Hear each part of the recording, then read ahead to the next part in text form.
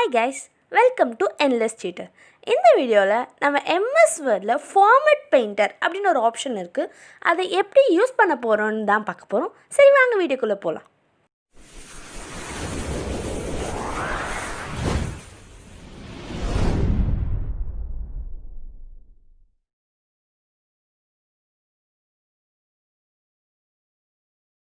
So format பெயிண்ட்ன்றது இங்கே வந்து கிளிப்போர்டில் ஒரு icon guys.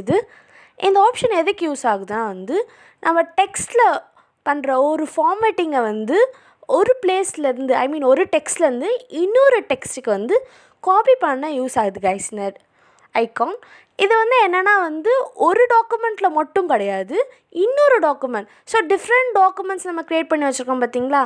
So different டாக்குமெண்ட்ஸில் different ஃபார்மேட்டிங்கை நமக்கு காப்பி பண்ணி பேஸ்ட் பண்ண யூஸ் ஆகுது கைஸ்.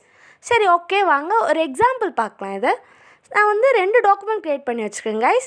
ஸோ டாக்குமெண்ட் 1, 2ன்னு இதில் ஆட்டோமேட்டட் டெக்ஸ்ட் ஜென்ரேட் பண்ணி வச்சுருக்கேன். உங்களுக்கு ஆட்டோமேட்டட் டெக்ஸ்ட் எப்படி ஜென்ரேட் பண்ணணும்னு தெரியலனா கீழே டிஸ்கிரிப்ஷனில் லிங்க் கொடுத்துருக்கேன் கைஸ்.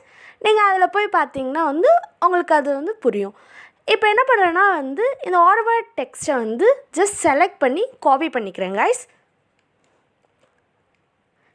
இப்போ என்ன பண்ணுறேன்னா இன்னொரு டாக்குமெண்ட்லேயும் இன்னொரு எம்டி டாக்குமெண்ட் க்ரியேட் பண்ணி வச்சுருக்கேன் பார்த்தீங்களா. ஸோ அங்கே இது பேஸ்ட் பண்ணிக்கிறேன். இப்போ என்ன பண்ண போகிறேன்னா ஒரு டாக்குமெண்ட்டில் ஃபார்மேட் பெயிண்டர். ஸோ ஃபார்மேட்டிங்கை ஜஸ்ட் உங்களுக்கு எடிட் பண்ணி காமிச்சிட்டு இங்கே ஃபார்மேட் பெயிண்டர் அப்ளை பண்ணி போகிறோம் கைஸ். நெக்ஸ்ட்டு இன்னொரு டாக்குமெண்ட்டில் நம்ம பண்ணலாம். நான் ஜஸ்ட்டு செலக்ட் பண்ணிக்கிறேன். So formatting something bold, italic and then highlight பண்ணுறேன் கைஸ். ஹைலைட் பண்ணிவிட்டு ஜஸ்ட் இதை செலக்ட் பண்ணிக்கிறேங்க கைஸ். இப்போ நான் ஃபார்மேட் பெயிண்டை டபுள் கிளிக் பண்ணிவிட்டேன். உங்களுக்கு இங்கே பார்த்தீங்களா ப்ரஷ் மாதிரி தெரியுது பார்த்தீங்களா. ஸோ இதான் ஃபார்மேட் பெயிண்டர். இதை நம்ம எங்கே வேணால் இந்த ஃபார்மேட்டிங்கை அப்ளை பண்ணலாம் கைஸ். இப்போ பாருங்கள் நமக்கு ஃபார்மேட்டிங் அப்ளை ஆகுது. இது நம்மளுடைய ப்ரெசன்ட் டாக்குமெண்ட்ஸ். ஸோ ப்ரெசன்ட் டாக்குமெண்ட்டில் நம்ம ஃபார்மேட்டிங் அப்ளை ஆகுது. நான் இன்னொரு டாக்குமெண்ட் க்ரியேட் பண்ண பார்த்தீங்களா.